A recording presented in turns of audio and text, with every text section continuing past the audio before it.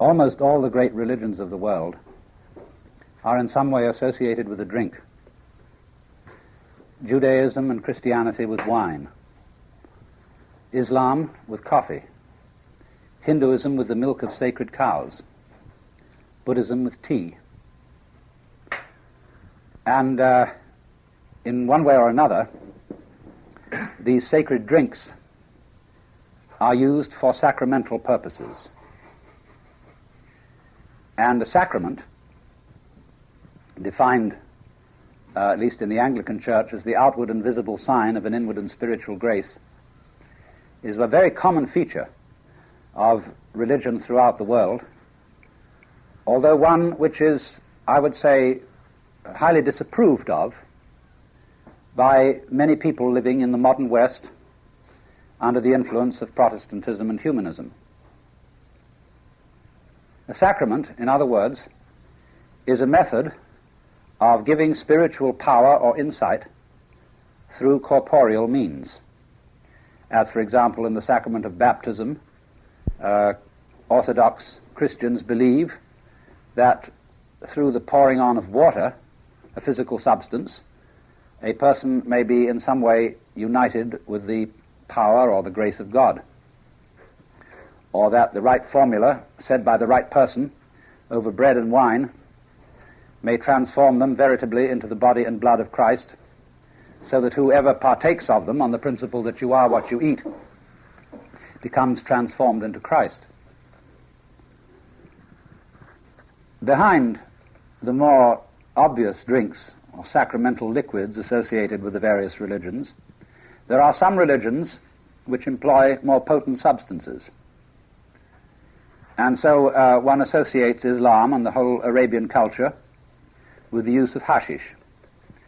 And no one can doubt, who knows anything about the effects of this substance, that the people who painted Persian miniatures and who designed the great arabesques of Islamic civilization, no one can doubt that those people had had the sort of vision which comes through participation in hashish.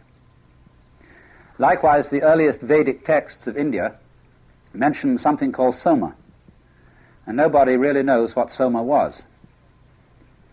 But one may guess, in view of modern practices in India, that it was some derivative of the plant cannabis, which is today in India and has probably for centuries been used by certain types of yogi. For example, the Shiva worshippers use it very widely in the form that is called bhang, which is a drink, or ganja, which is smoked. In China, there was for a long time in the Taoist school of philosophy a quest for the elixir of life. And this was associated with Taoist alchemy. And when you read alchemical texts, you must realize that they are always veiled. The Taoist sages were apparently looking for an elixir of immortality that would convert a human being into an immortal. And it was supposed that if you hit on the right elixir, when you became an old man and your skin was shriveled, it would eventually peel off and reveal a youth underneath, as a snake changes its skin. And there are statues in certain parts of China of venerable old sages with their skin falling off to reveal a young face below. Many sages, and indeed even emperors, died from drinking concoctions that purported to be the elixir of life. One of the ingredients of the elixir was always tea, and of course tea, as drunk in Buddhist circles, is not the tea that you ordinarily drink. The real ceremonial tea of the Far East is not steeped tea leaves, but tea ground, green tea, ground to a very fine powder. And this has hot water poured over it, and then with a whisk it is stirred up into a thick mixture. And drinking a few cups of this puts you in a state of extraordinary wakefulness. and therefore has long been used by Buddhist monks for purposes of meditation. It has a mild psychedelic or consciousness expanding effect. The Tibetans likewise brew an incredibly thick tea which they mix with yak butter, and to us it is an appalling concoction, but to them very soothing and comforting and also wakeful. And as you know, throughout the Amerindian cultures, religion is very greatly centered around divine plants. The use of the peyote cactus, the use of yage, of mushrooms such as Psilocybe mexicana, the convolvulus type flower, Ololuqui, the use of its seeds, and a very considerable number of other plants which have been catalogued by Professor Schultes of Harvard. Even seaweeds, all sorts of funny things, are considered divine plants, and the mushroom, Psilocybe mexicana, is known, of course, as teocanatl among the Indians, a word which means the flesh of God. To an enormous degree, then, throughout the world, there has been the use, going back as far as we can find any record, of some sort of plant, either chewed or distilled or boiled or whatever, which transformed consciousness and was alleged to give mankind the vision of divine things. And therefore it was, in the precise definition of the term, a sacramental plant. Now then, the objection to this is very strong in the modern West. And there indeed have always been people who found that this kind of practice was to be deplored. And I want to, in a moment, to go into the reasons why. But it must be said in the modern West that the use of any material aid to spiritual insight or development is always looked upon with disfavor because it is described as a crutch. And our type of culture feels happier if it doesn't use a crutch. In other words, if you do it yourself. Somehow or other, the use of a crutch, or as people call it with that question-begging word, a drug, seems to be something which is a sign of weakness. If you are a real gutsy fellow, and if you're going to get this thing in a manner which is natural, legitimate, and a manner in which it will really stay with you, you ought to work at it by your own efforts. And you will find this extremely exemplified in, say, Christian Science, where they don't want to use even ordinary medicine for physical health, even though every Christian Scientist is dependent upon daily food, both vegetable and meats, and eats them quite gaily without any feeling of guilt, whereas actually he ought to realize that if he had sufficient faith, he would be able to live even without air. I suppose air is a crutch on which we depend, and earth is a lamentable ball on which we have to stand in order to hold ourselves up. But if you explore deeply into the doctrines and the history of almost all religions whatsoever, you will find that there is simply no do-it-yourself way. Invariably, whatever path and whatever method is followed, there comes a point in which the efforts of one's own will or of one's own ego have to be abandoned. You know perhaps that in Buddhism there are two schools which are respectively called Jiriki and Tariki in Japanese. Jiriki means one's own power, Tariki means another's power. And most forms of Buddhism are classified as Jiriki on the principle of the Buddha's final words to his disciples: "Be ye lamps unto yourselves, be you a refuge unto yourselves, take to yourselves no other refuge. Work out your own deliverance with diligence."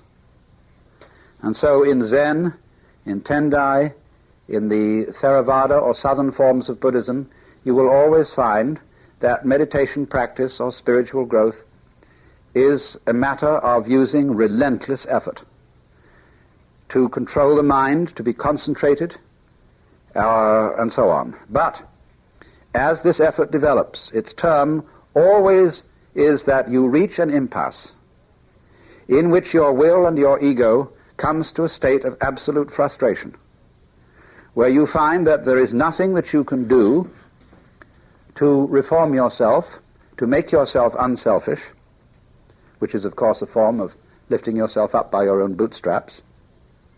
That not only is there nothing that you can do, there is also nothing that you cannot do.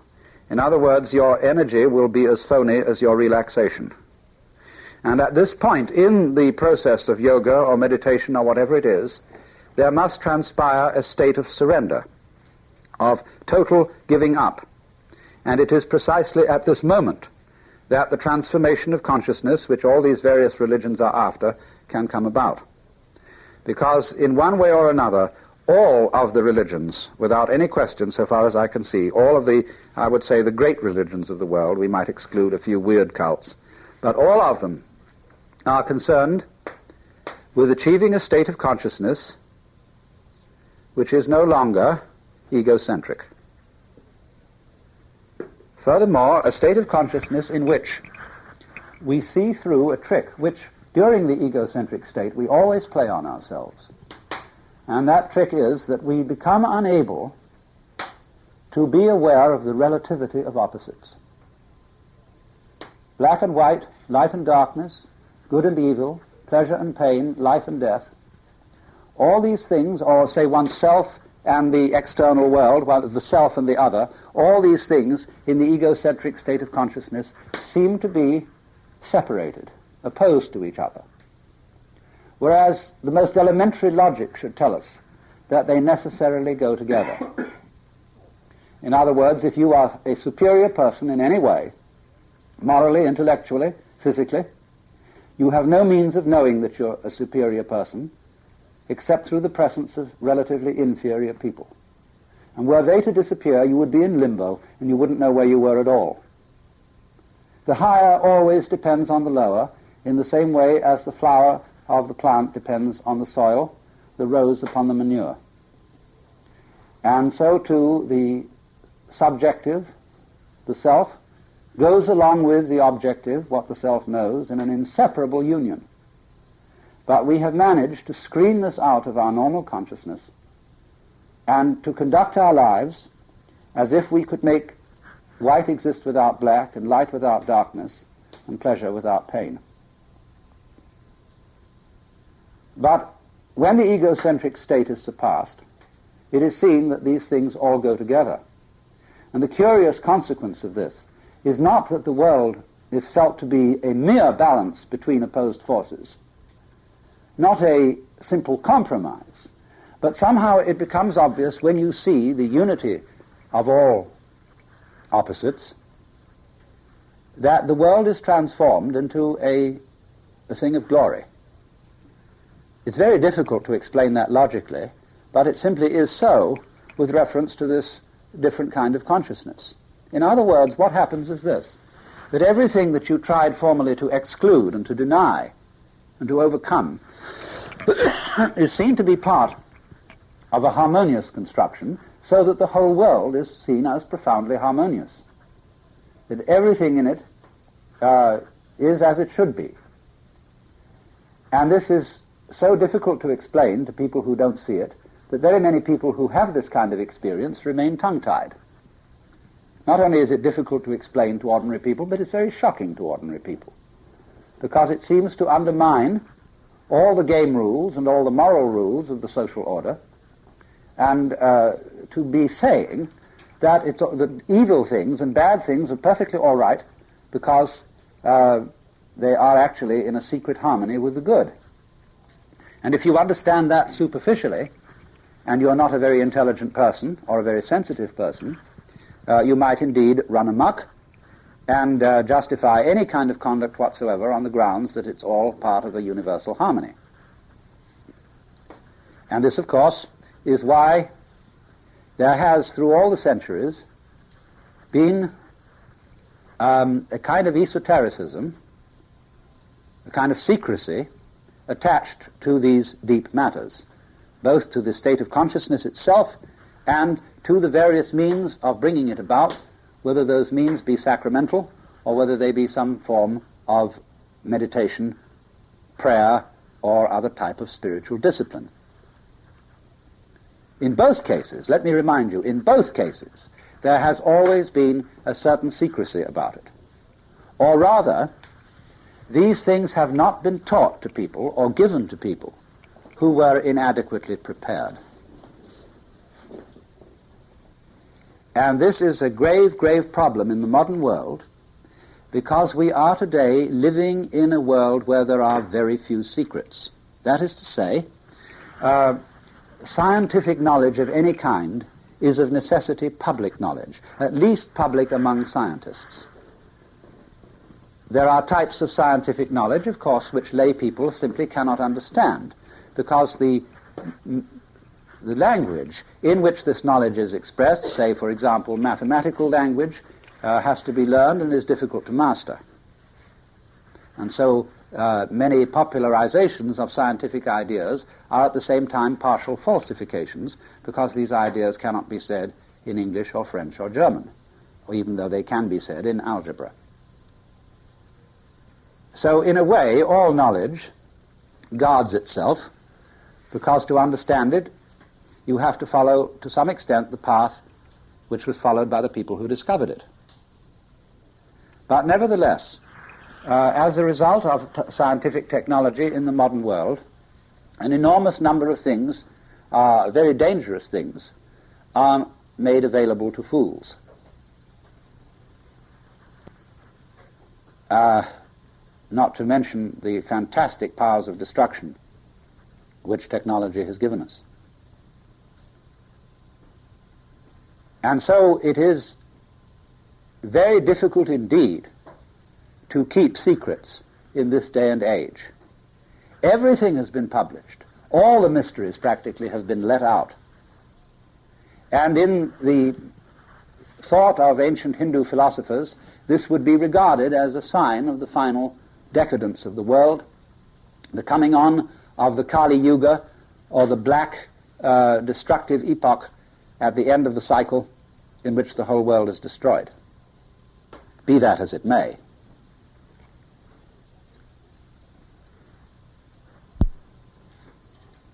So I would start out by saying, then, that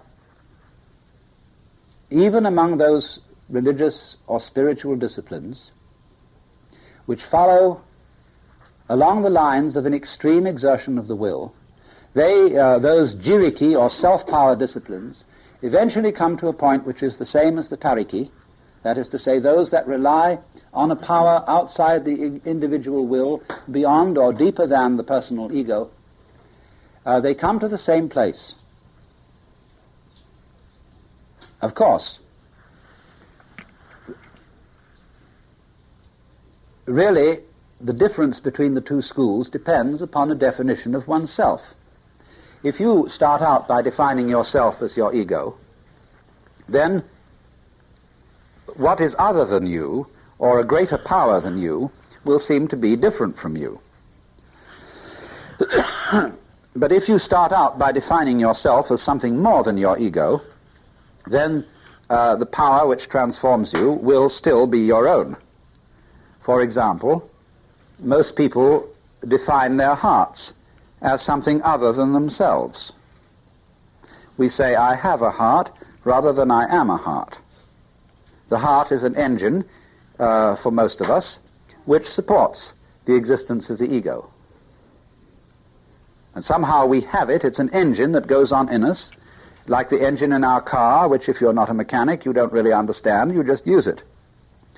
And so if you think of your heart as other than you, it is something that mysteriously happens inside you, beyond your control. But on the other hand, if you regard your heart as very much you, as the center of your physical being, then you will be accustomed to think when you beat your heart that you are doing it. So for people who come in the Judeo-Christian tradition, they are inclined to feel that their heart is not themselves. For the psalmist says, behold, I am fearfully and wonderfully made. He looks at his own body and is astounded, and says, since I don't understand it, it must be the work of a God who is other than myself. On the other hand, when a Hindu defines himself, he doesn't define himself merely in terms of those types of behavior which are voluntary. He defines himself also in terms of involuntary behavior. And so his heart seems as much himself as anything can be.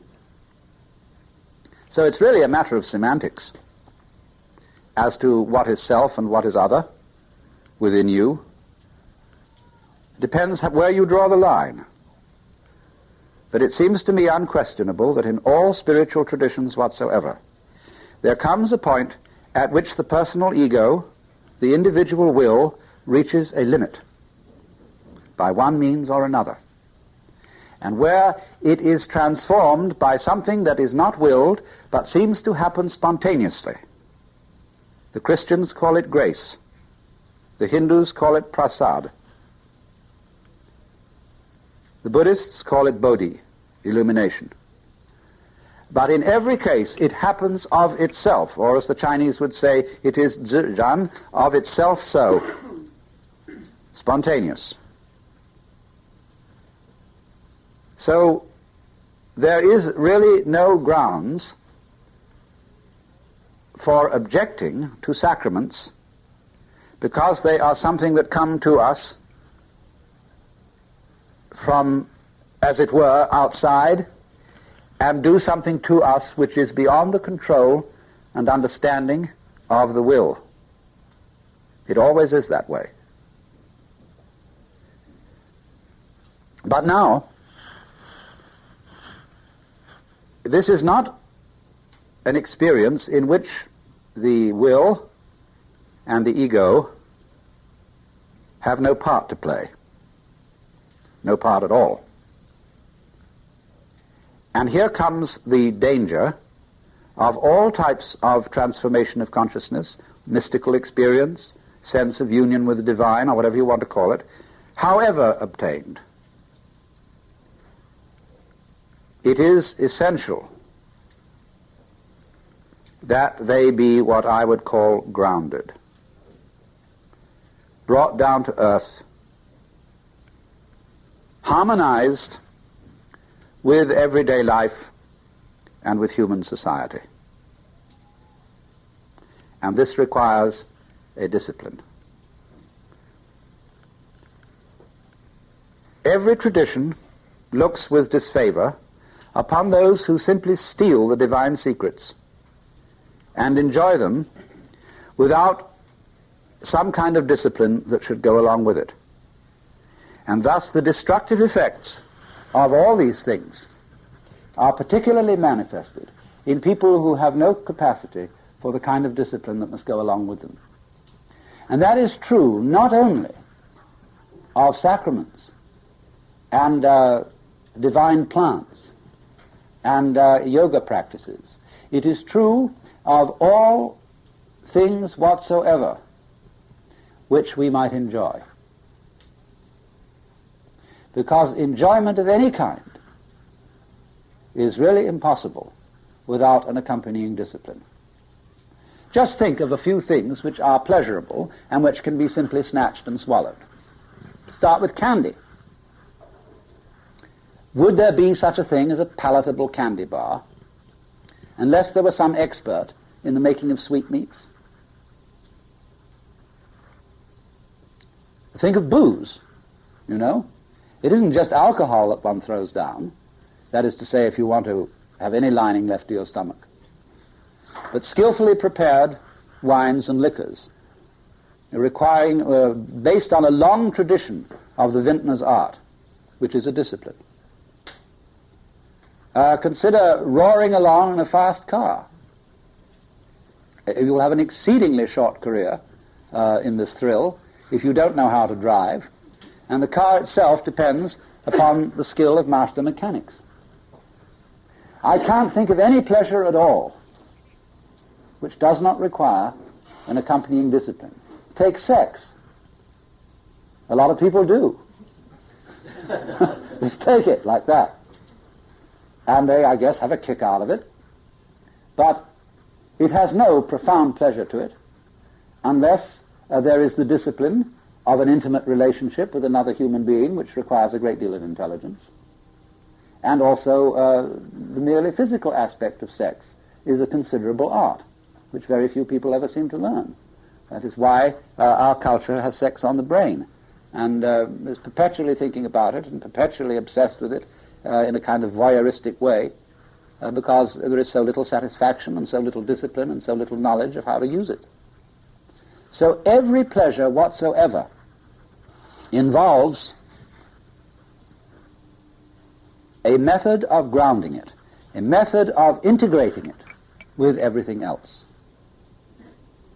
And thus, if there are ways of attaining what is potentially the greatest delight of all, the sense of the divine, or whatever, I'm using that word as the vaguest possible word, the sense of transcending the gulf between the individual and the eternal universe, if you snatch that and have that experience, and you don't do anything with it, and you're not properly prepared for it, you're liable to get into the same sort of trouble as you would get through the insensitive use of any pleasurable thing whatsoever. And it is for that reason, then, that it is very true to say that psychedelic substances, the chemicals derived from the divine plants, are dangerous. There is no question about it. And especially those like LSD, which produce their effects as a result of taking an extremely small quantity. You know, if you want to get drunk on beer, you have to put down quite a bit of it. And there is a limit, you know, to how much beer one can swallow in an evening. It's a pure bulk. But you don't run into that kind of limit with far more potent substances which don't involve any difficulty in eating. You see, with the way the Indians take peyote cactus, it's pretty difficult to put down. It's nauseating, even though they get used to it, but even so, to chew all that stuff. And so there is a limit set that way. But in these highly refined elixirs, there isn't that kind of limit. And our culture is full of plain, downright goofy people who will try anything and don't know anything about it. And at the present state of affairs in the United States, the whole matter of psychedelic substances is in a state of inane confusion which beggars description. So let me say, first of all, a little bit about the nature of these things. They're called drugs, but this is obviously a word which is unclear. There is no definite, clear line that can be drawn between a drug and something used for food, say like vitamins. A group of physicians and a group of lawyers got together not so long ago to see if they could arrive together at a legal definition of addiction.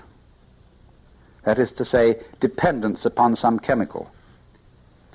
And they kept finding that whenever they thought they were right on the definition and they'd really got somewhere, that their definition also applied to dependence upon a foodstuff. This is a very, very difficult thing to define. Now, as between various types of chemicals that do produce changes in consciousness, there are wide differences. All of them could be said to be addicting in perhaps a psychological sense. That is to say, supposing you belong to an in-group where taking LSD is de rigueur. I mean, it's the thing to do. And everybody compares notes as to how often and how much, and engage in a kind of one-upmanship with each other as to how often they've been on a trip. Well, this is asinine because you're following this practice simply to be one of the boys, or girls as the case may be, and to remain in an in-group, when you should, if you had disciplined yourself in the use of consciousness transformation, you should have soon come to see the folly of belonging to an in-group. So in that sense, some of these things could be said to be addicting. Others are addicting in a much more physical sense. The opiates, for example, have very difficult withdrawal symptoms if one doesn't use them constantly. But this addicting factor is not characteristic of all substances used for this purpose.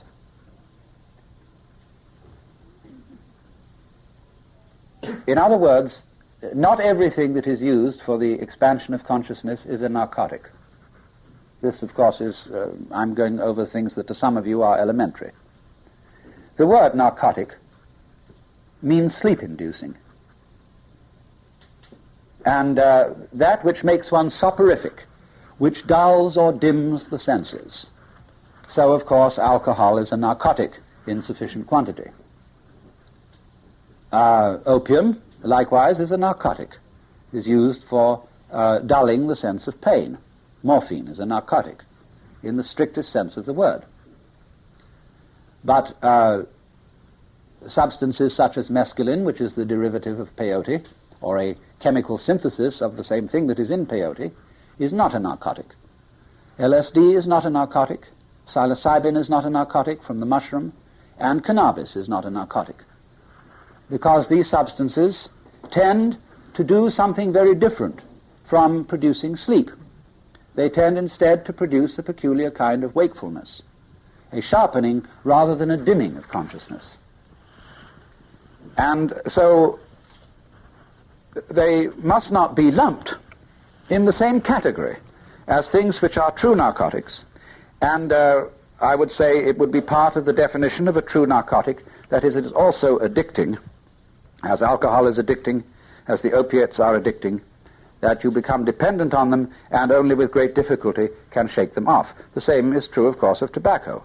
It is very difficult for a hardened smoker to drop it, and it is therefore addicting, although I doubt whether it is actually a narcotic in the sense of a sleep-inducing thing, or an insensitive, something that makes you insensitive. Now, our absurdly paranoid government agencies have never learned in 50 years how to handle these problems. Despite the lesson of prohibition, the authorities still think that the only way to deal with even dangerous narcotics is simply to suppress them, not clearly realizing that this makes them all the more attractive and that it creates an enormous crime problem which without suppression would not exist. Because the minute you suppress something and it becomes illegal, people know that there must be something extremely exciting about it. And it's very difficult to suppress these things. And you can suppress it a little bit. In other words, you can pick out a few fall guys and make terrible examples of them by electrocuting them or putting them in prison for an incredible number of years. But this invariably only scratches the surface, because when something wrong or illegal is really popular, there is no way of suppressing it, because all the hotels in the United States would not be sufficient to jail all the criminals involved. This has never worked. And why people don't learn from history is beyond my comprehension. It becomes much worse as people become aware that there are an enormous number of varieties of things that will produce psychedelic effects, and that, in particular, such substances as LSD can be compressed into such small areas or volumes that their detection is virtually impossible. So the moment it becomes a racket, and something, therefore, which organized crime can put a good price on, the possibilities of playing games with LSD are enormous. It's a real good racket. And all it will do, the suppression of it, is to encourage the proliferation of crime and lead to total nonsense. We have never really understood what control is. We don't see the difference between controlling oneself and strangling oneself. In other words, a person who is a controlled automobile driver is certainly not a person who has no car or keeps his car locked in the garage. A very controlled dancer is certainly not a person who never dances. The control of things is not the suppression of them, but their use in a sensible and proper way. And this has not penetrated the consciousness of our authorities. You cannot suppress sex. You cannot suppress mankind's fascination, curiosity, for whatever motive, in other states of consciousness than the normal. These things are eternally fascinating to human beings and will always be pursued. Whether you think it's a good thing or whether you think it's a bad thing makes no difference. It will be done. So at the present time, for example, if some people wanted to make experiments with any kind of consciousness-changing material, say LSD or mescaline, they are in the ridiculous situation that they cannot even pay a psychiatrist to sit with them and take care of them while they do it, because that would be illegal. What they will therefore do is not have a psychiatrist, not have any experienced or responsible person, and they will try it out all on their own without any preparation and endanger themselves because these things will, under unfavorable circumstances and with people who haven't got a good psychic balance, can bring about prolonged bouts of psychosis and lead to a good deal of trouble. But the difficulty is that we are, as a culture, not prepared for the control of these substances.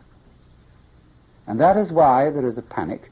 That is why we are doing things that are worse than, probably worse, than allowing them to circulate freely. I would not for one moment advocate the total free circulation of these things so that anybody could go into a drugstore and buy it. But I think, although I wouldn't advocate that, I think it would be better than suppression, less destructive. But what you see we don't know is how to apply a proper control to the transformation of human consciousness by means that are relatively easy. Because we are not clear, one of the reasons is we are not clear as to the role in life of these chemicals, nor are we clear as to the role of the physician. And this I want to consider. You know, of course, that in ancient times there was no clear distinction between priest and physician. An individual might be primarily a priest and secondarily a physician. But in course of time, the function of priest and the function of physician began to separate. And with the advent of scientific medicine, because the development of the sciences was always opposed by the church, therefore priests tended not to practice scientific medicine. And the practitioners of scientific medicine being other than priests, the religious and the medical professions separated. And in the development of medicine in the West, the deep concern of a physician was to preserve people from death, to be a healer, and the function of looking after death was abandoned to the priest and the minister. So when the doctor, in treating a patient, gives up hope, he is out of role. He doesn't know what to do beyond that point, and therefore the priest is summoned. So the work of a doctor is throughout curative. He is in all his activities opposed to death and regards death as the enemy. This is, of course, not true of every individual physician. It is true of medical ethics and of the generality of physicians. So that, of course, terminal cases are people being tortured, beneficently, yes, with a good motive, but nonetheless being tortured by being kept alive in a state of near mummification.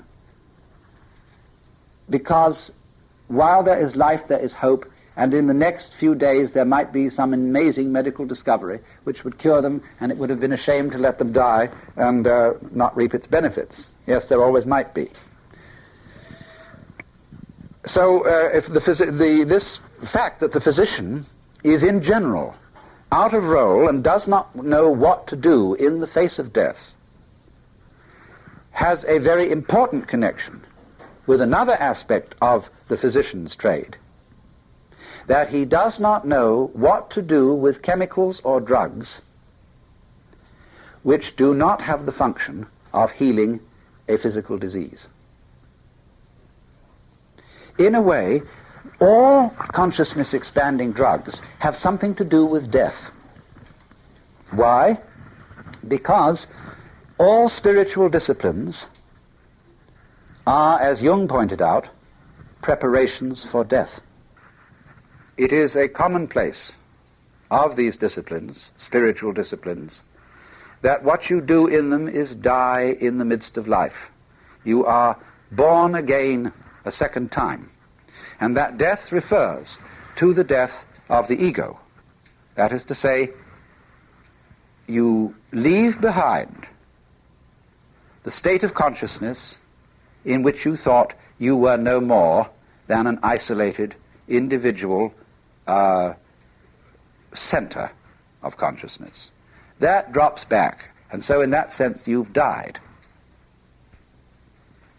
And spiritual disciplines very often involve, as an aid to that, the contemplation of death.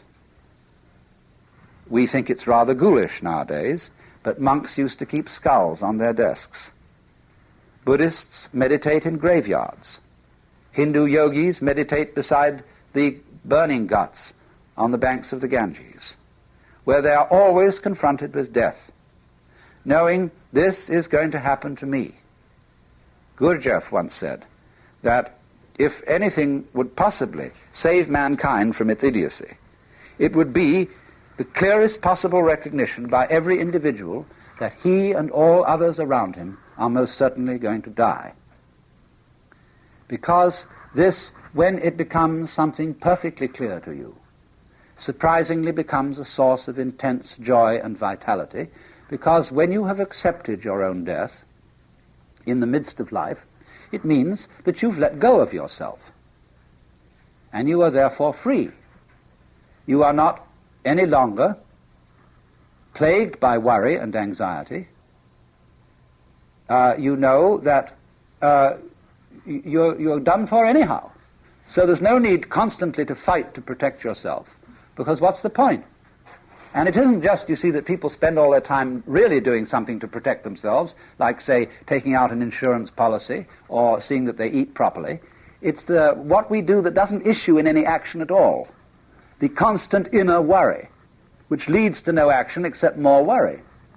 And that is what is given up, you see, by a person who really knows that he's dead. So do you see that transcending yourself, going on beyond your ego, is the great preparation for death? Now then, you see, we come back to the medical profession. If this profession takes the side of the ego against death, opposes death, regards death as the supreme evil, then the doctor really is out of role at the bedside of a dying patient. And he also is out of role when it comes to the handling of drugs that are not designed to heal death-bringing sicknesses as we ordinarily understand them. But what happens? What happens? Actually, very few people take priests seriously.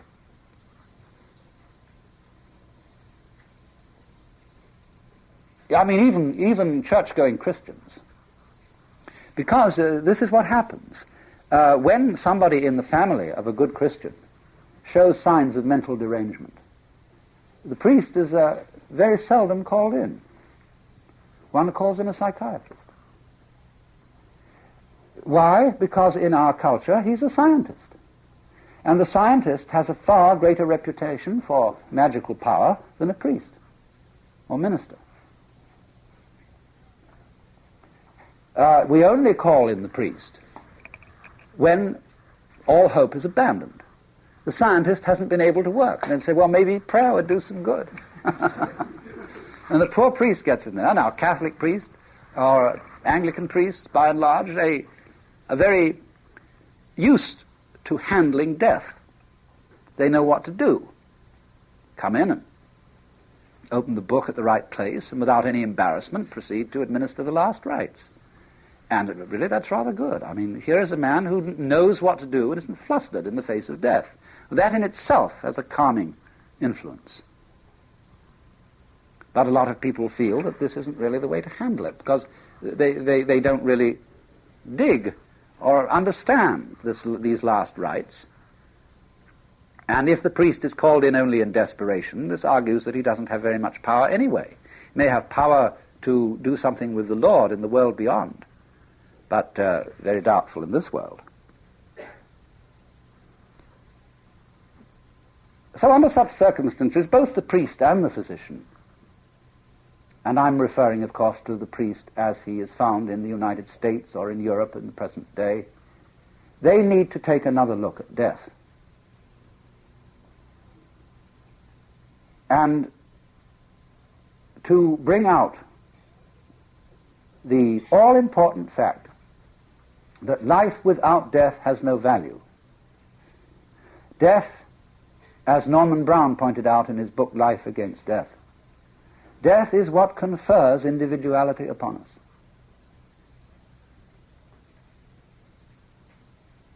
It is your limits in time that constitute you just as much as your limits in space. Death, therefore, always overshadows the whole of life. And life would have no meaning, no point, if it didn't have death to balance it.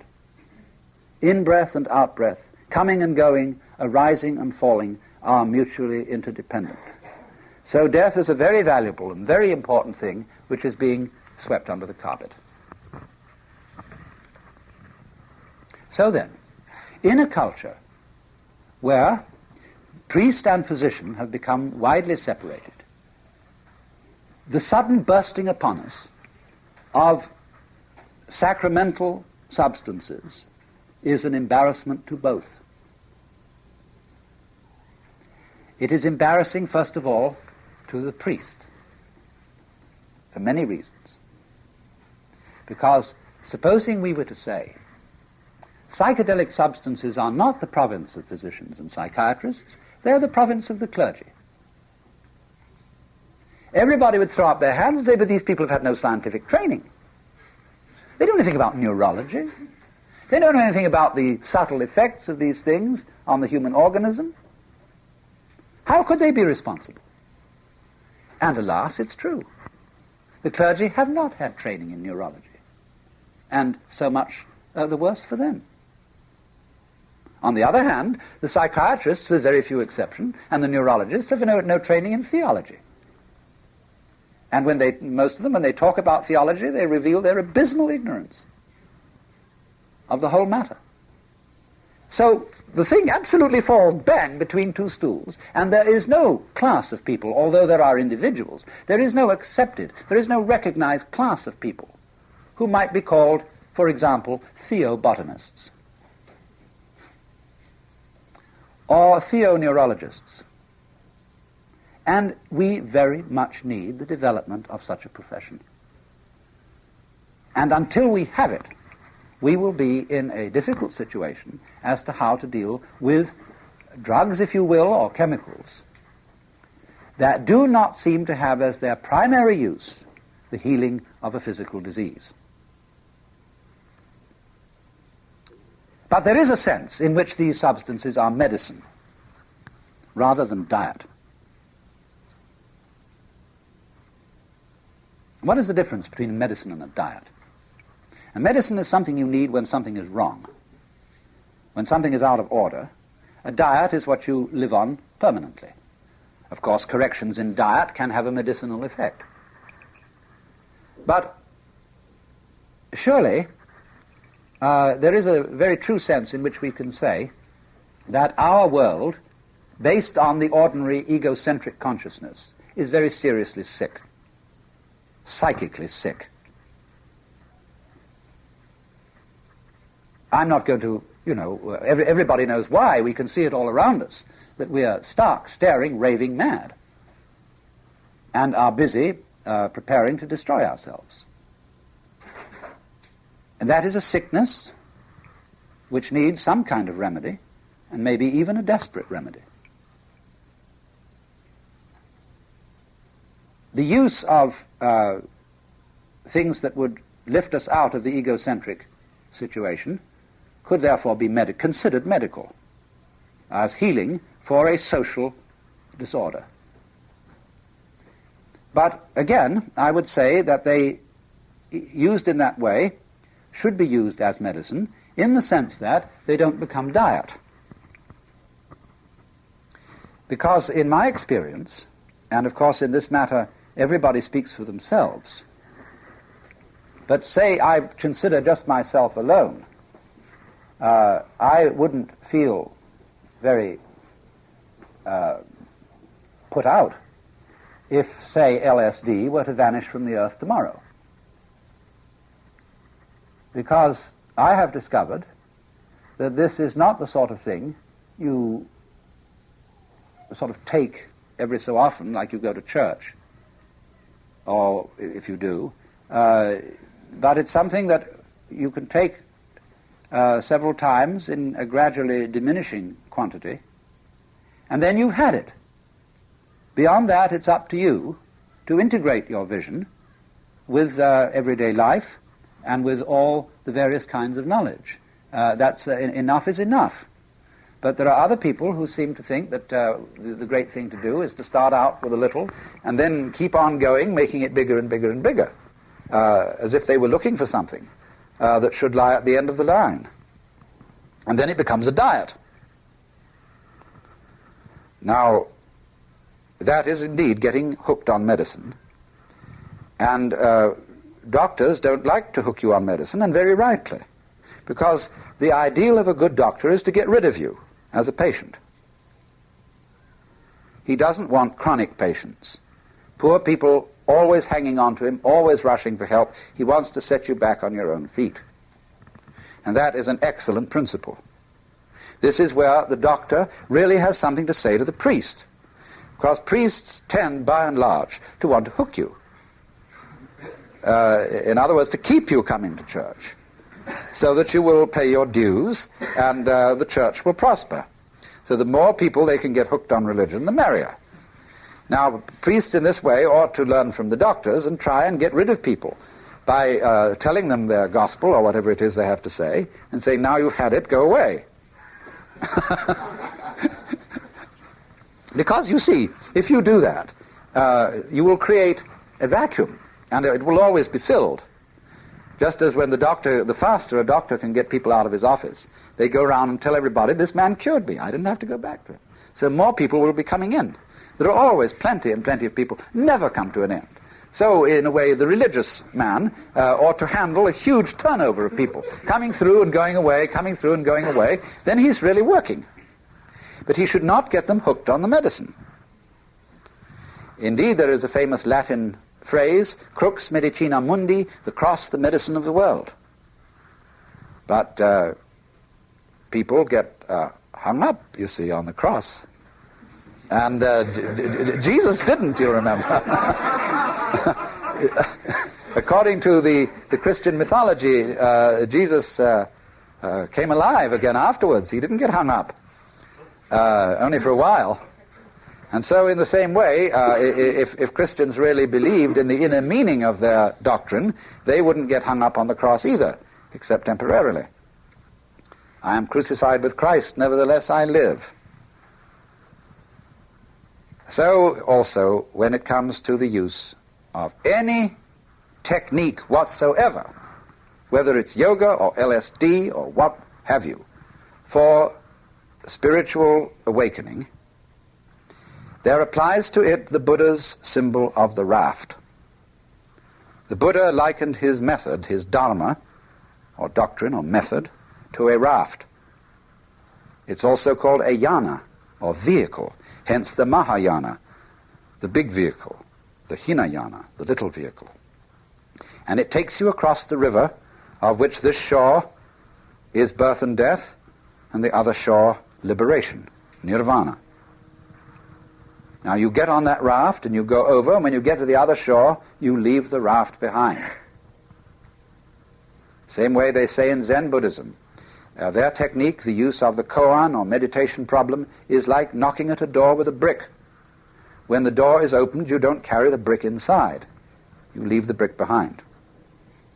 So with all these things, they are means, upaya, and they have as their objective deliverance from means. The Christian mystics speak of the highest state of contemplative prayer or union with God as a union without means. And I would extend the sense of the word means even to ecstasy. In other words, ecstasy is invariably in the great religious traditions not a final state. Ecstasy is an intermediate state. So, for example, in Zen, when the experience of satori or awakening comes about, there is an ecstasy. You feel marvelous. You feel as if you were walking on air. You feel absolutely unobstructed. You feel as happy as a lark. You feel, this fantastic bang. It's marvelous. But that in itself is only incidental.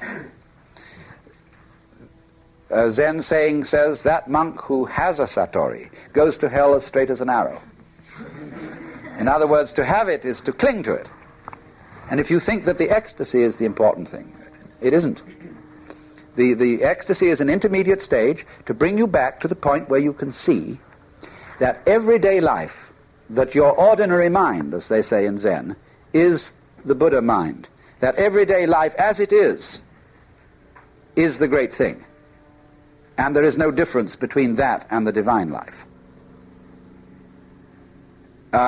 So this is why you should read especially, there's a new little book out on Zen, edited by Lucian Strike. What's the name of it, Jano? It's Prayers, Poems. It's like 6 words. Yes. Well, yes, this has got some very good things in it about how the great masters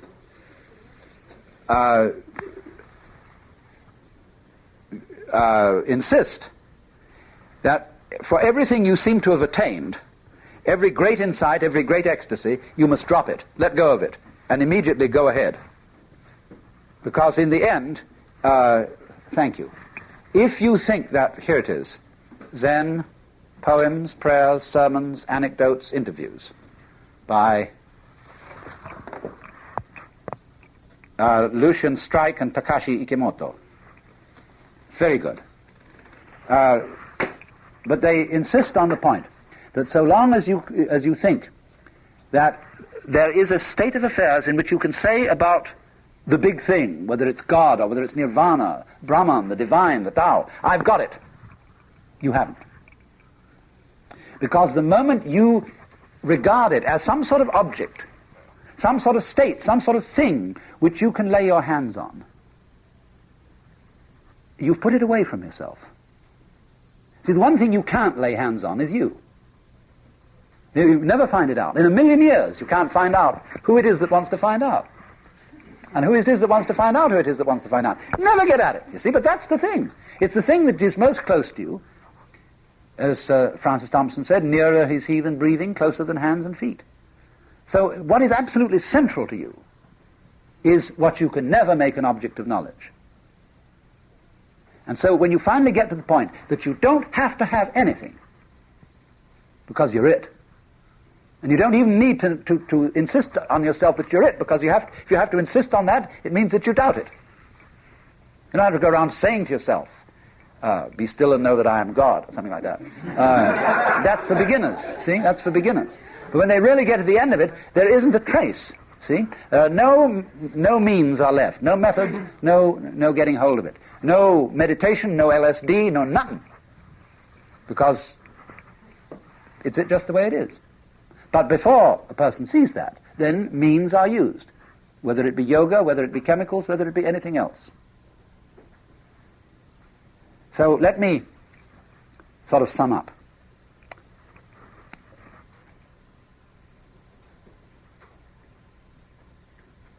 In the last analysis, all spiritual awakening involves something beyond the will and the ego. You cannot do it yourself. So it makes little difference what you use for this.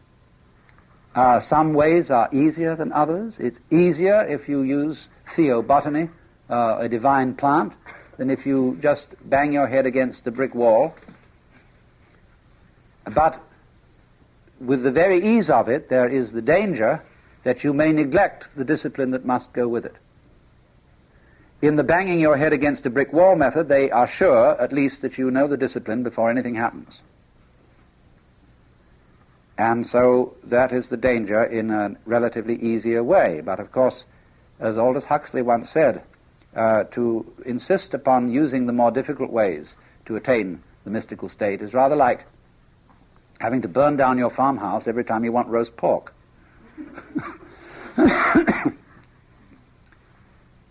The problem for us is that we don't have the split between the role of priest and the role of physician has left both roles impoverished. And so there is nobody who's really competent to deal with death or to deal with preparation for death.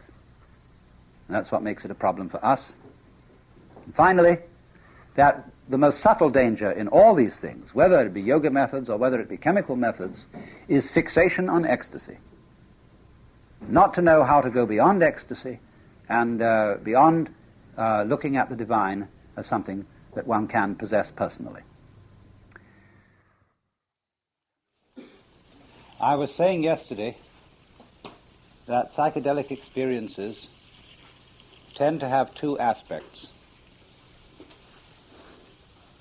As a matter of fact, you can classify their effects in many different ways. And people who say there are 3 things to be remembered or 4 things to be remembered about so-and-so are really making this in order to put a point across, these sort of classifications. There are always 530 things to be remembered about anything. So don't take this too seriously, but I'm doing it to make a point. And these two aspects are, on the one hand, the alteration of sense perception, and on the other hand, intuitive insight.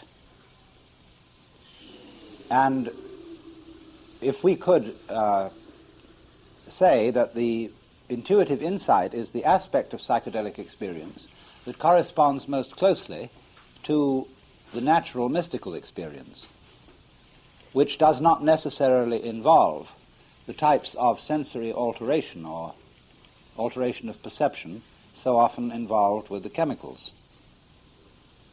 Nevertheless, it's hard to draw a very straight line between these two aspects, because every so often the sensory alterations suggest some kind of insight. I first of all want to go into the nature of some of these alterations, typical alterations, and discuss them.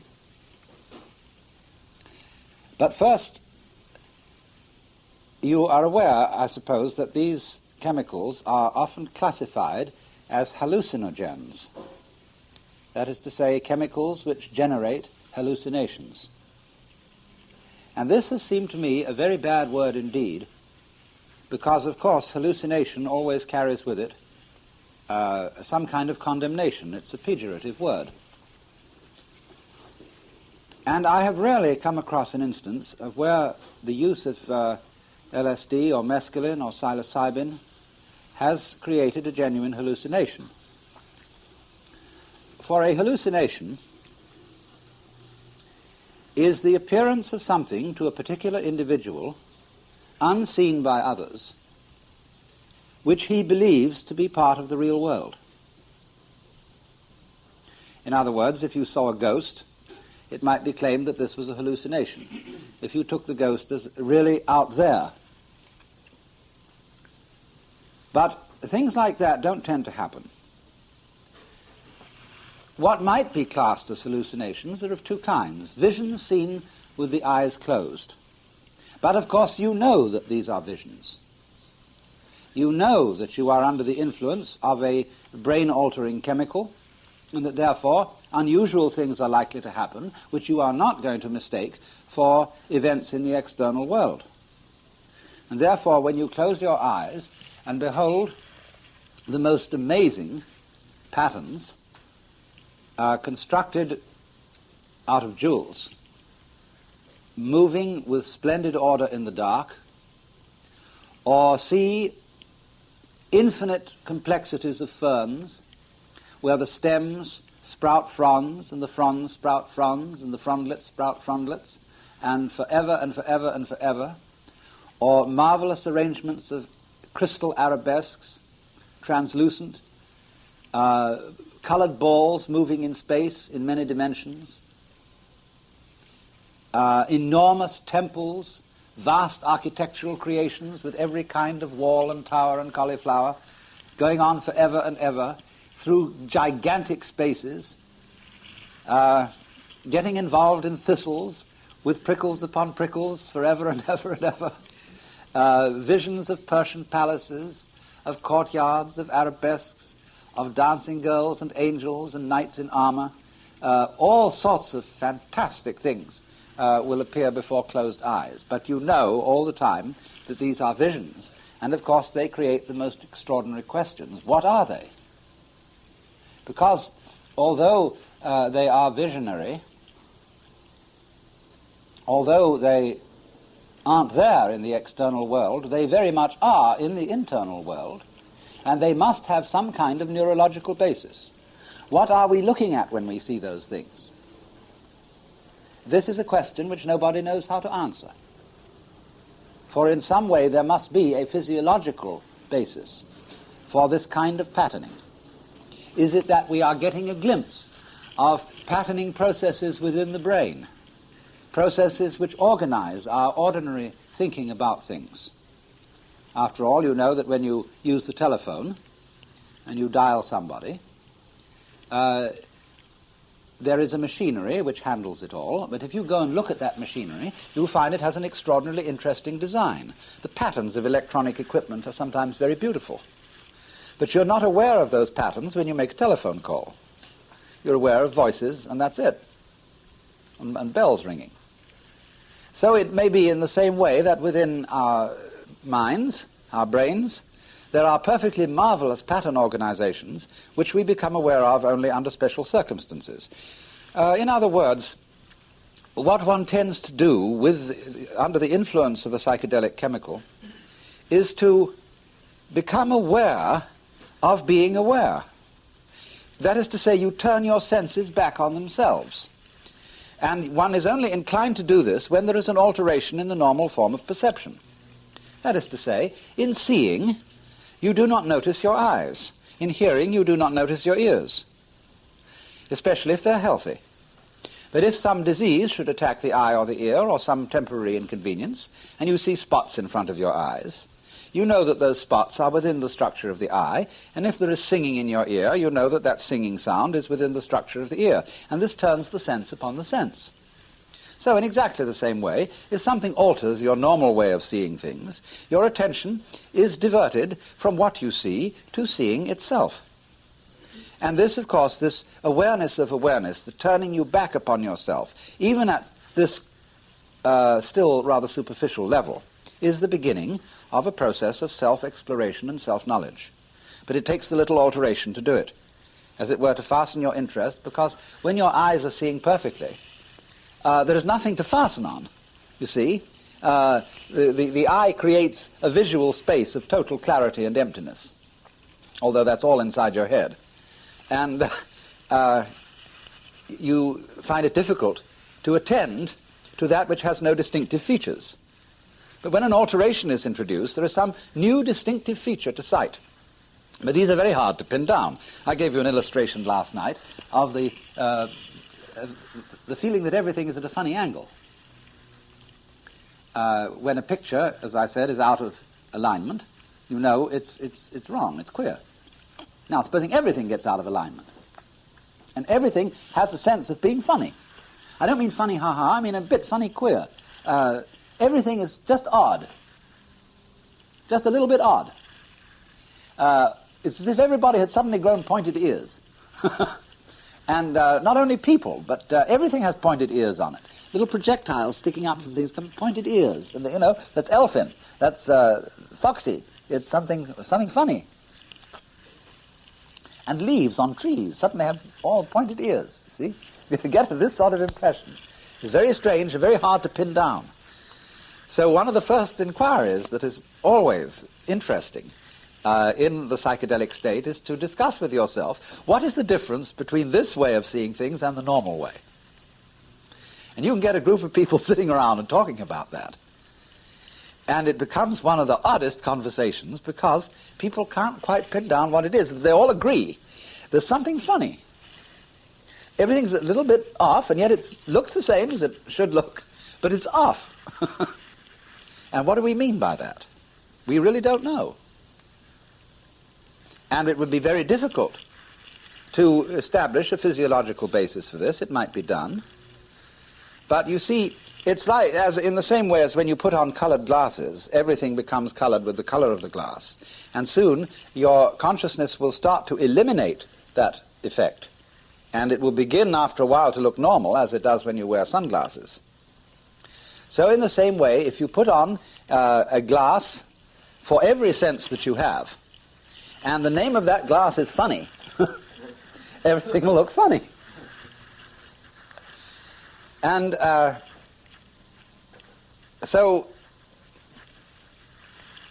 but nevertheless, this discussion, what is the difference between normal awareness and funny awareness, focuses you on the whole thing of awareness, on the whole process, which does not ordinarily happen, unless you do meditation practices designed to do exactly that. So,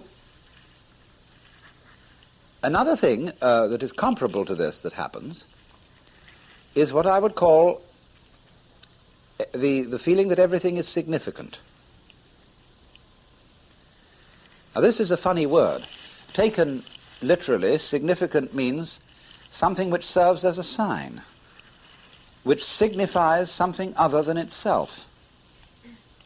I say this is a very significant remark that you've made, means that it has a deep meaning. But there is another sense of significant which means important, valuable, interesting, in that sense. Now, how can you possibly describe a state of mind in which everything appears to be significant?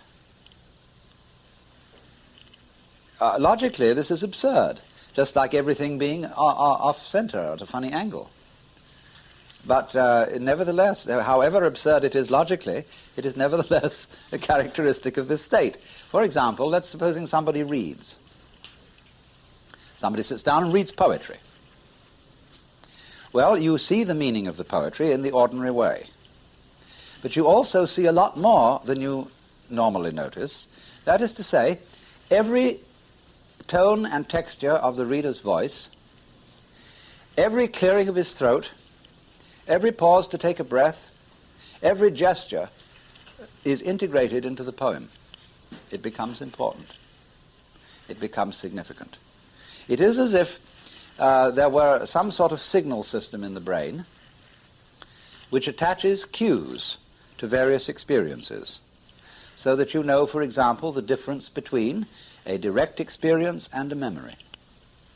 Because some experiences have the here and now cue attached to them, as when you sit and look at somebody.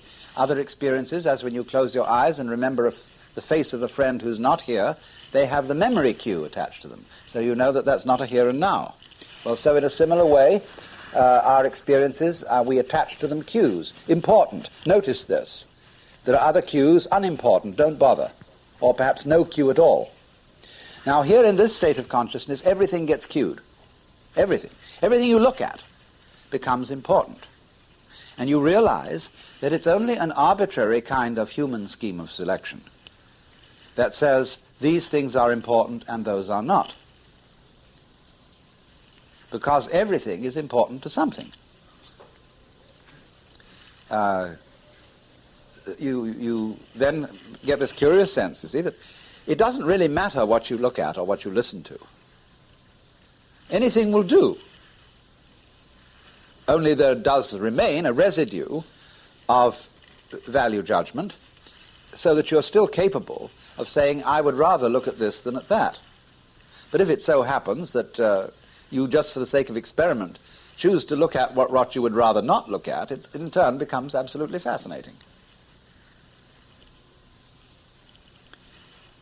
Among the other alterations, I've thought of quite a number of them. I mentioned already the motion alteration, where the world seems to breathe, where walls seem as if they were made of cloth with an electric fan behind so that they wave, where the pile in a carpet, if you look closely into it, every little bunch of threads constituting pile can start to wiggle. Now, similar to that is what I would call the experience of grain in the senses.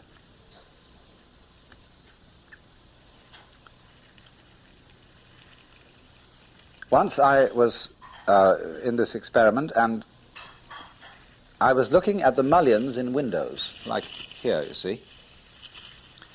And although I wasn't seeing any more mullions than there actually are, I wasn't seeing double. Nevertheless, the arrangement of one after another gave the impression of doubling. It was like seeing double. And yet on a count, I counted the same as a person in the ordinary state of consciousness. But one seemed to be a replica of another, of another, of another, of another. And the same would be true in looking at any sort of regular pattern in a carpet or whatever. And then the doctor said, hold up a finger and see if you see that double. And no, I said no. Oh, but yes. But what I had seen was that just beside my finger there was a wisp of cigarette smoke. And this wisp, being just at the same height as the finger, right here, became a basis for an eidetic image of a second finger. In other words, just the same way as you work the Rorschach blot into all sorts of shapes, so I worked the Rorschach blot of smoke in the air into a second finger beside the first. And for a moment it seemed just like it until I detected the source of the illusion. This led to examination of stones. And very quickly I suddenly somehow got into the impression that the whole space of the visual field seemed as if handfuls of pebbles had been thrown into it. And the whole visual space was constructed out of ever so many interlacing concentric circles. You know, for example, in the way that color pictures are sometimes reproduced. There are several techniques. They depend on the various kinds of screen that are used for printing. Well, there is a type of screen that is made up of ever so many circular patterns, all interlocking and intermeshing with each other. And so the whole visual world seemed to be based on a screen or grid of this kind. Now, the interesting thing was that I could not at any point isolate actual lines in space forming this grid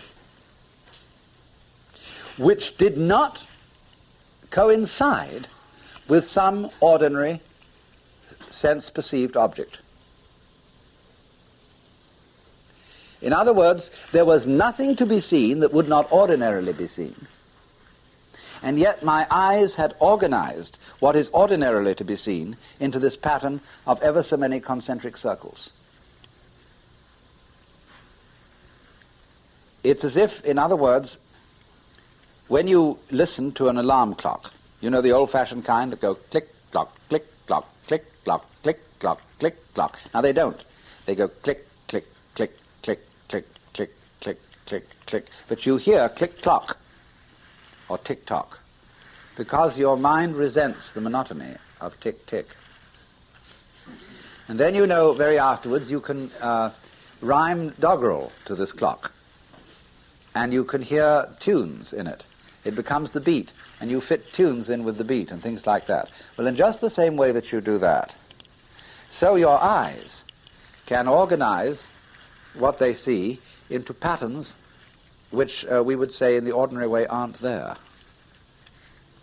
They can pick out waves. As I see a row of people sitting with their heads on top, there's a thing like this, you see, rippling right through you. See? And ever so many things like that can be done. And so you start, when you see that, asking questions. What is the right way to organize the way you see the world?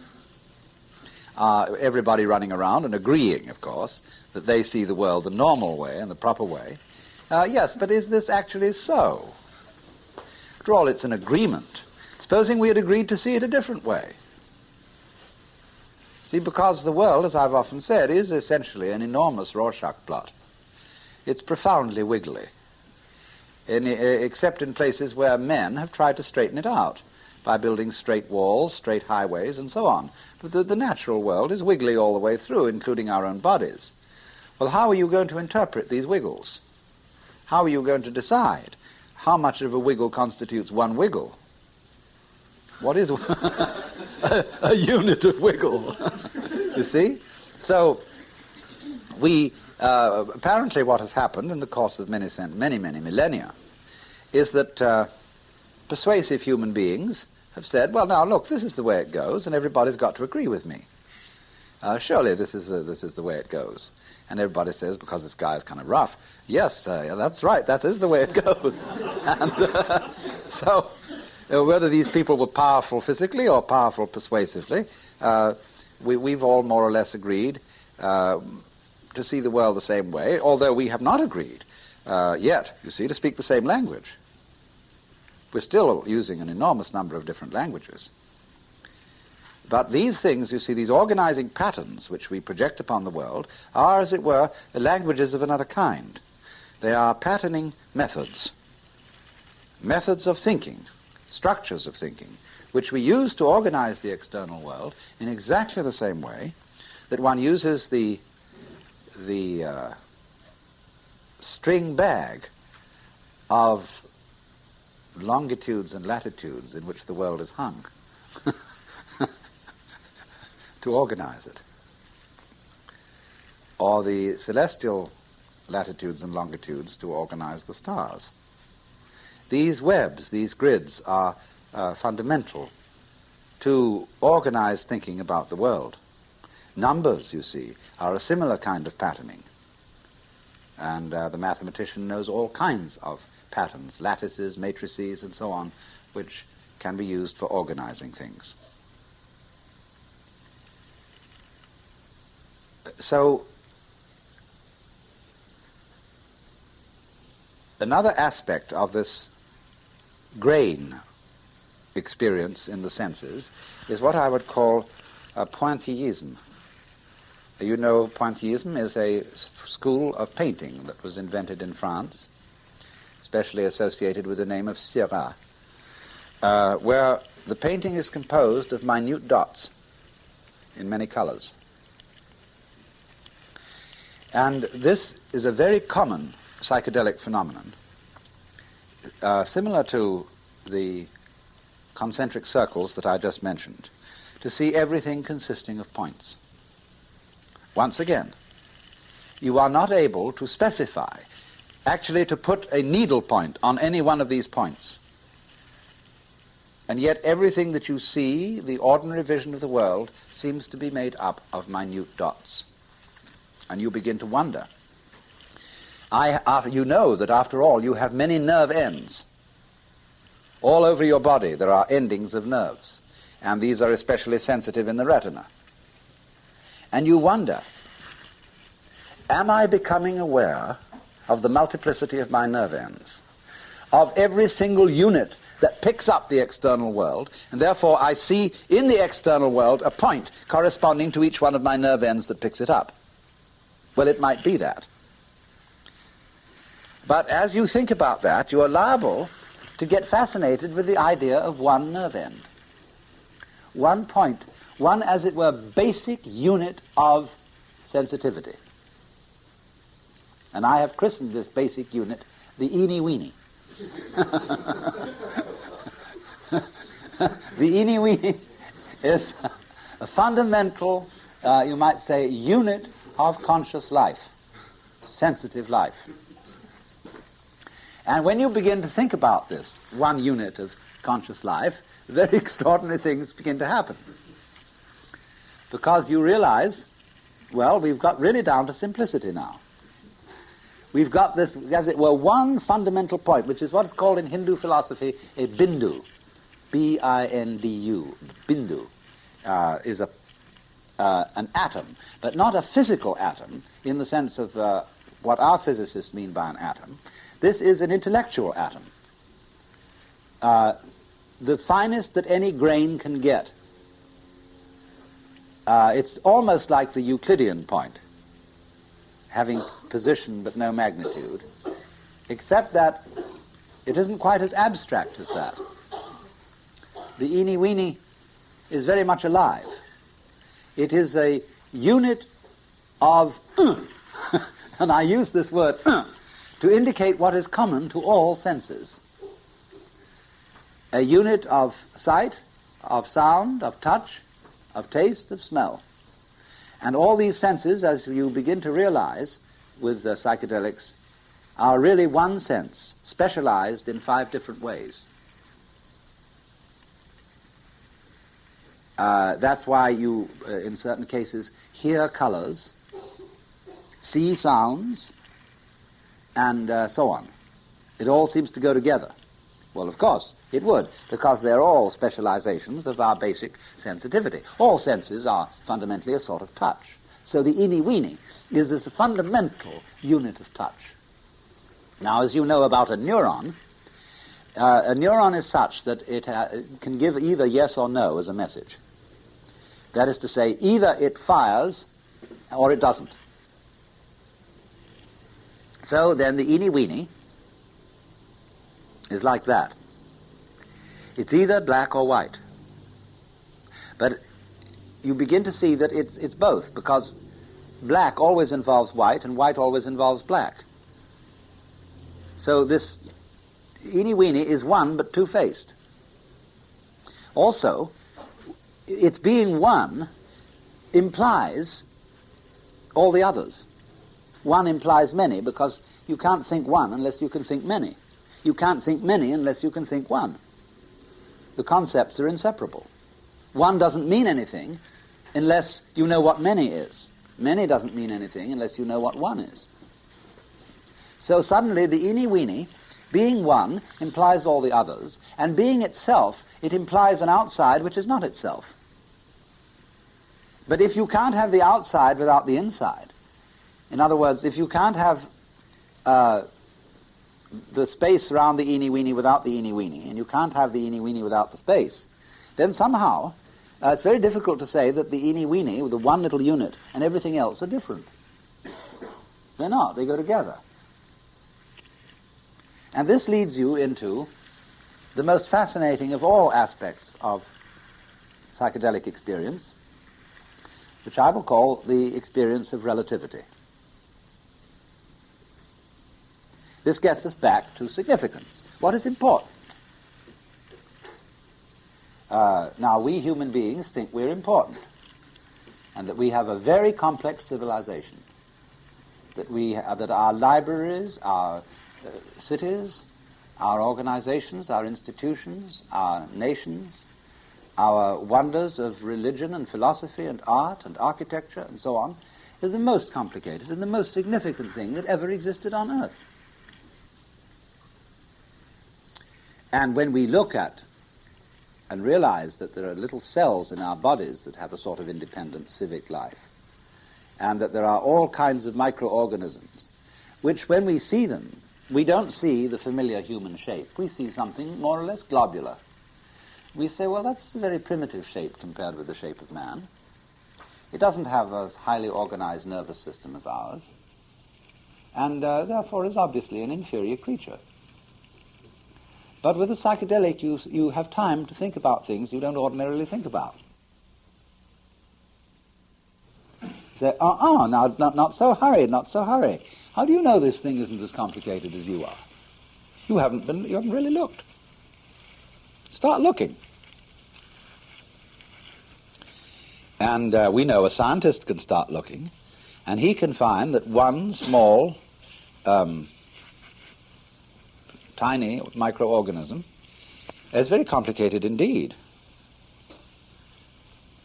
And why wouldn't it be that from the point of view of this microorganism, its affairs are extraordinarily complex and very important? I mean, imagine just something that we know a lot about that's a long way from a microorganism. Let's consider a bee. What do bees know about subtle distinctions between different kinds of honey that we've never thought of? Supposing a bee is arranged that it does exactly what it likes, and yet at the same time this is always socially acceptable. A pretty groovy sort of civilization, that, wouldn't it be? You never have to stop to think, would this offend anybody or anything like that. You do just what you feel like doing, and everybody accepts it. It's perfectly fine. You play the rules automatically. Well, human beings would say that's not much of a challenge. After all, it's more significant if you could do something wrong, if you could make a mistake. Well, that's our way of thinking of it. That's our particular taste, that we think it's more fun to play it that way. They may think it's more fun to play it the other way. They say, well, what do you want to introduce all that nonsense for? When you can live a perfectly satisfactory life like a bee, why do you want to go and bring in a kind of principle of evil choice just to make everything messy? Well, it's another form of game, you know. Every game has some kind of a forfeit in it. You've got to lose something in order to find it, or to win it back. Now, that's the essence of a game. That's why you shuffle the deck of cards at the beginning, to create chaos. So, and then you work against it, you see.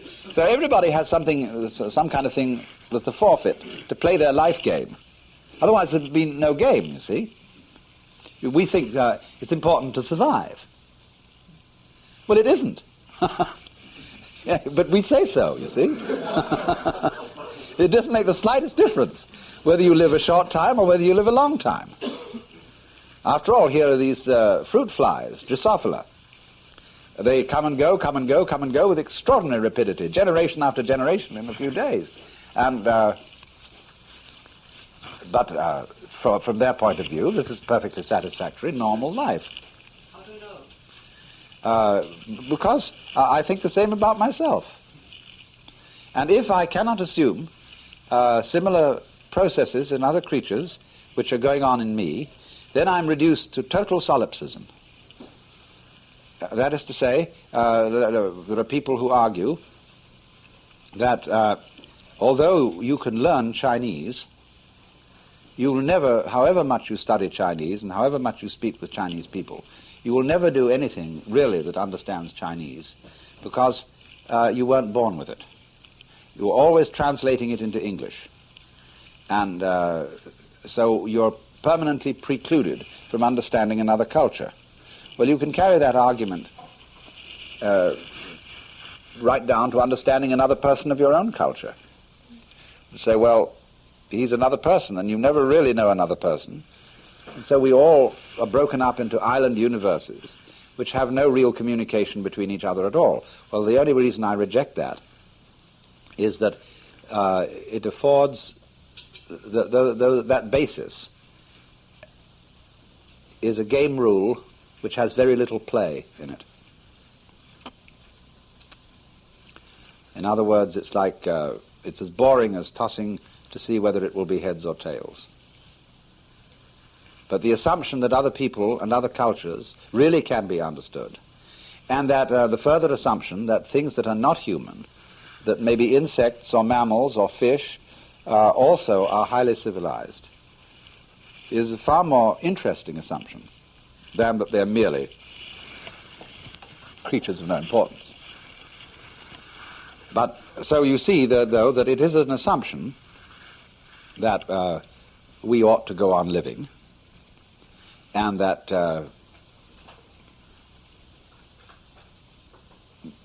but you see, it's a meaningless assumption when you really examine it, because mere going on, mere quantitative length of time is just so much time. It has no special qualitative meaning to it.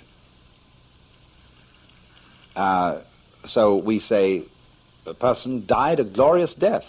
He died for some great cause, you see, and whoom, he went out, you see. But we say that thing that went on for a few minutes, short life, he was a young man. He went up in a bang, but it was a glorious explosion, and everybody builds monuments to him and says he was a great man. See? So there is a value then to the short and explosive, as well as to the long and dull raw kind of a scene. But when you're really fixed on a game rule, you see, like you ought to go on living, it's very, very difficult indeed to see that you really don't have to. To see, in other words, what this so often comes down to, this relativity. Well, let me postpone that for a moment. I want to further the idea of relativity. So what you see then is that at every level of being, all creatures are confronted with the same tasks and have the same problems and are really in the same situation. The infinitely small is as big as the big can be, and the big is as small as the small can be. Because after all, when you get down, down, down, down to the most minute things you can conceive, it turns out that they are surrounded with spaces that are relatively as vast as the spaces between the bodies of the solar system or between the different galaxies on the large scale. So if there are beings of any kind of sensitivity dwelling on these minute points of whatever, they will look out, and what we see as galaxies will not be visible to them at all. They will find themselves in the same sort of universe we find ourselves in. Because you see, every creature that is sensitive finds itself in the middle. See, each one of you is in the middle of the world. Because you radiate a sensitivity, in other words, the extent to which your eyes will see, your ears will pick up sound, is always a circle or a sphere. And you can expand that sphere by instruments, telescopes, and radio astronomy, or whatever it may be, telephones. But still, you are in the middle. That's the most important place. Everybody's in the most important place.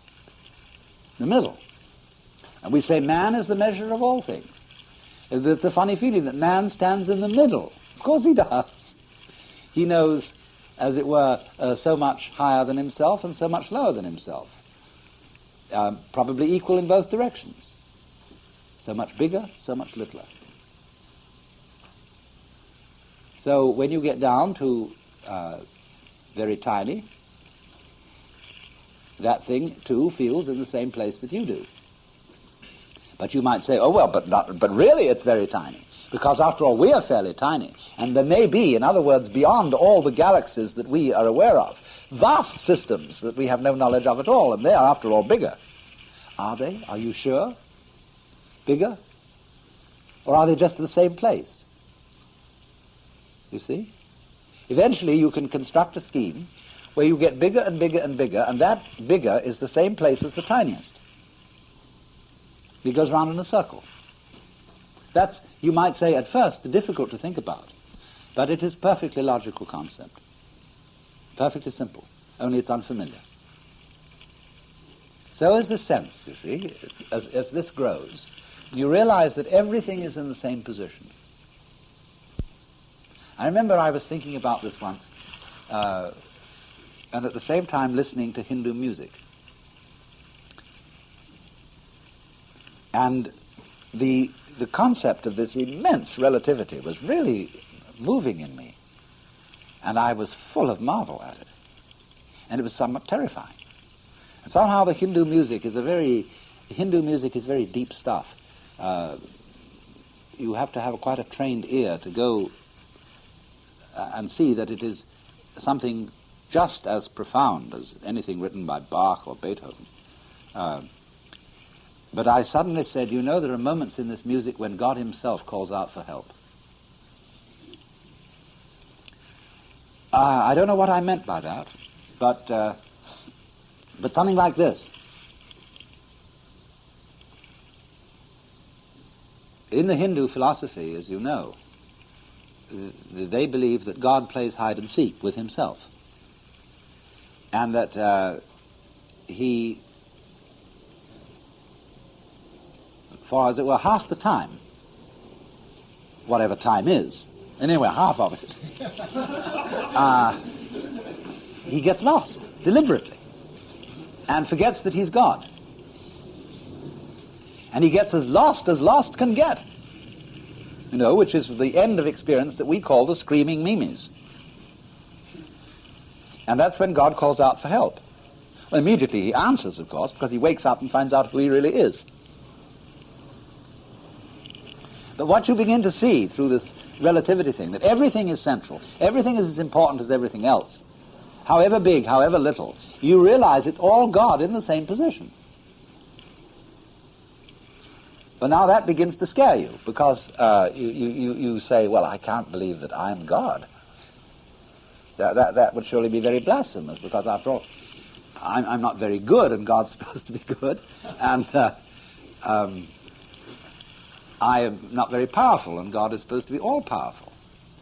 And you say, what do you mean you're not powerful? It isn't a question of whether you're powerful or not powerful. Powerful and impotent are just two opposites of the same game. If you didn't feel some lack of power, you wouldn't feel any power. I mean, you couldn't be all-powerful, because that would mean nothing. There would be just nothing happening if you were all-powerful. But when power and impotence, to be able and not to be able, are two phases of the same thing. So in the same way is the voluntary, what I can do, and the involuntary, what I can't or can't help doing. They are phases of the same. You wouldn't know one without the other. And you begin to see, yes, isn't that fascinating? And then in a funny way, you begin to realize it's a sort of secret, that you are willing what happens to you without your will. Because you see that you couldn't will anything unless there was also that was other, that you couldn't will, that was beyond your control. And it begins to dawn. You begin to see the whole thing, that you're not just something fighting the world, all on your little lonesome, but that the whole thing that you think you're fighting is the other side of you. And but the whole game is to make it seem as other and as strange as possible, as foreign, because that's getting way out. That's making excitement. And you say, well, now why then can't I just switch it off? Well, couldn't I suddenly realize, bang, like this, sitting here, that all that is other than me, all that I don't will, is really me? Why can't I just do that? See? I only ask you. You think you can't because you think about it superficially. Would you want to? Would you want the disintegration of the other? And find out it's merely you in the sense of your ego? No. The self has to contain something more complex than merely ego. It has to have an element in it which seems to resist. See, when you move your arm like this, you have here what are called antagonistic muscles. And dependent on these is motion. I prefer to call them complementary muscles, but still they are called antagonistic. It's all right. So when this muscle contracts, when the bicep contracts, this one relaxes. And so the opposite way when you do this. Now, you see, they play with each other, against each other. And so they make a movement possible. So it is with the voluntary and the involuntary, with the power and the non-power, where I conquer and where I surrender. See? But you get this feeling now. You see, I played it all the way through. Everything, every creature, every center of sensitivity, every eeny-weeny in the world is the same one. They're all in the same position, but the whole thing is to look as if they weren't. Because that's the hiding part of the game, the concealing part. So that every single eeny-weeny, or human being, or whatever you want, any unit of sensitivity, however you want to measure it, looks down and looks up and says, well, those things aren't me. They're weird. They're very different. See? And especially I don't like spiders or snakes or whatever it is that you don't like. And no, that's not human. And we talk about snakes' eyes, you know, how they have no warmth in them. What do you think our eyes look like to a snake?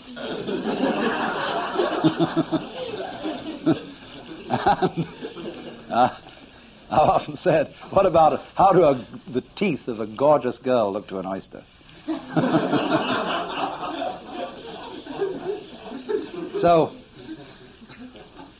But then you realize, you see, that the whole point of it is that those things have to look different. That's the whole point.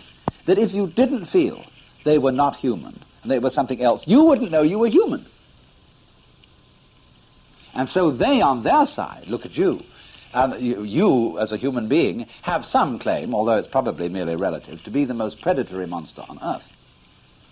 Because the fish stay in the sea, and the birds pretty much stay in the air, but human beings range through air and ocean and everything after their prey. I mean, supposing the sharks could walk. So,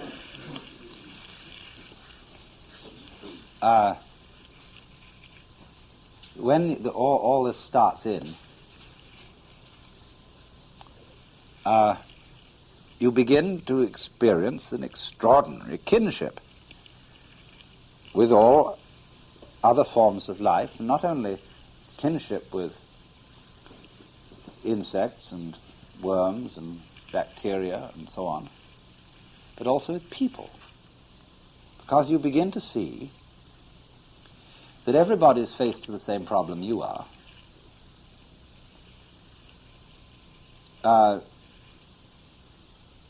Everybody has the same death problem, and that everybody's workings aren't to be easily dismissed as good and bad, and say, well, that's good and that's bad, and therefore I can feel. Well, what's the point of all this judgment, as a matter of fact? People judge despite the fact that Jesus said, judge not that you be not judged. But what's the point of it all? Well, the point of it all is so that I feel that I'm right. See, because you can despise other people in certain ways, or other classes of people, and say, well, they're terrible. But you wouldn't know you were in the right unless you had all those terrible people around you. I was talking in a previous seminar about in-groups. And just for those of you who weren't here, I'll say briefly, everybody's trying to get themselves into an in-group, that is to say, to be nice people. And everybody who does constitute an in-group thinks that they're the nice people, and that the outsiders, even though they belong to a very fancy in-group, are all nasty people. See? And so, if you're in a given American town, say, live on the right side of the tracks, and you're the nice people, and then there are all those bums and niggers and whatever, Mexicans over there, and you say, and they on their hand say, gee, we really live a real life, because we have to face poverty, we have to, we're right down close to the bone, and here, although it's rough, the meat is sweet. And those people don't know it, those wretched, they're all big bosses, and they own all the land, and they own all the property, and they're a worthless bunch of junk, they're not even Christians. And they don't want anything to do with them. And so they feel they're the real in-group, you see. But neither one can know it is the real in-group without the contrast of the other, see. You depend on people who you could look down on in order to be able to feel up. And so you should recognize this and say thank you very much for giving me the privilege of being an in-group, because without you I wouldn't know where I was. And so you see all these human games running together, and you begin to feel, gee, isn't that marvelous? You know, at first it starts being a kind of cynical. You see everybody's out after himself, and that some people are very loving and very cooperative because they've realized that this pays, that this makes other people love them, and that they're playing a game just like the people who are hostile and grumpy and aggressive and rude, and they get their way that way. You begin to see everybody's playing the game, being selfish. And at first this gives you the horrors. Say, are we all, after all, nothing but little horrible island selves, each one out for itself? And as this becomes very uncomfortable, if you've got if you've been brought up with a Christian conscience. But then you begin to see, what is it that you're being selfish about? What is it that you love when you say, I love myself?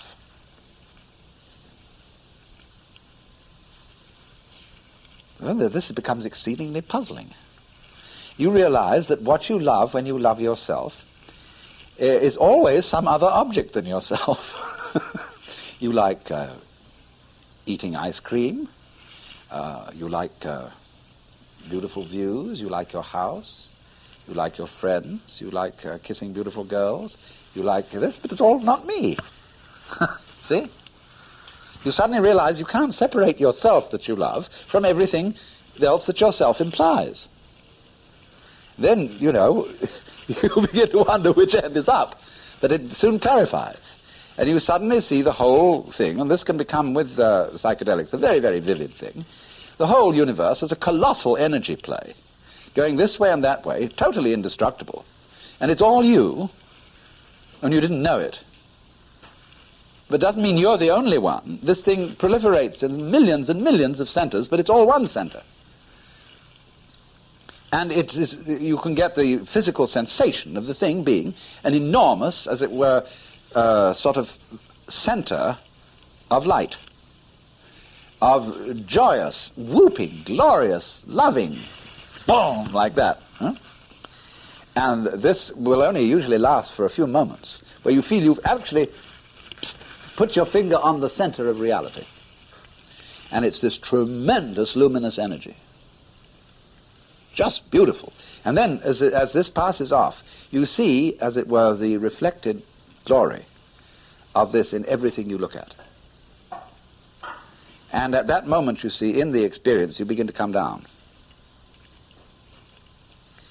And as you look more and more, you see, of course, I don't object to being in a different state of consciousness than what I've just been in. Go back to being ordinary. Because now I've seen what ordinary consciousness is underneath. It's this fantastic game of hide and seek. And it's perfectly all right to come back. Because actually, since all is one, there is no difference between my perfectly everyday existence and this stupendous vision of glory that I've just seen. because the one implies the other. They go together. This is the game. This is the hide and seek. And so you can come back into an extremely integrated, restful, quiet sense of peace, never forgetting that you have seen relativity,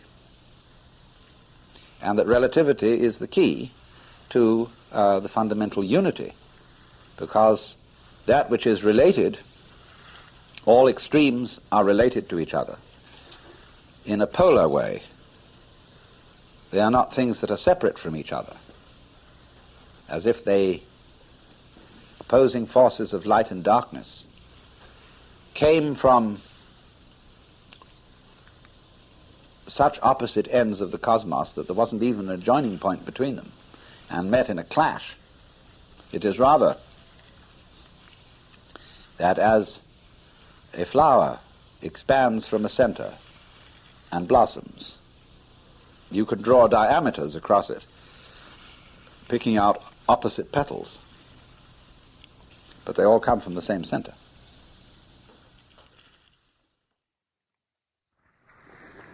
I have left around a number of what I would call psychedelic books, which you will notice consist very largely of photographs of pattern in nature.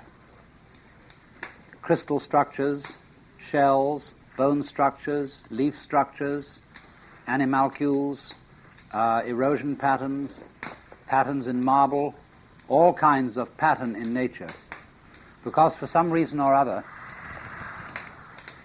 one of the strongest effects that I had from the use of psychedelics was a vastly renewed appreciation of this dimension of the natural world, a kind of perception that the whole world is pattern. This is a very strange feeling, because our common sense normally bases the world on substance. We think of a primordial and more or less solid stuff, which is found in dense forms, as in granite or a ball of steel, and found in very refined forms, such as a gas. And we think that all the world is shapes of, forms of, this primordial stuff.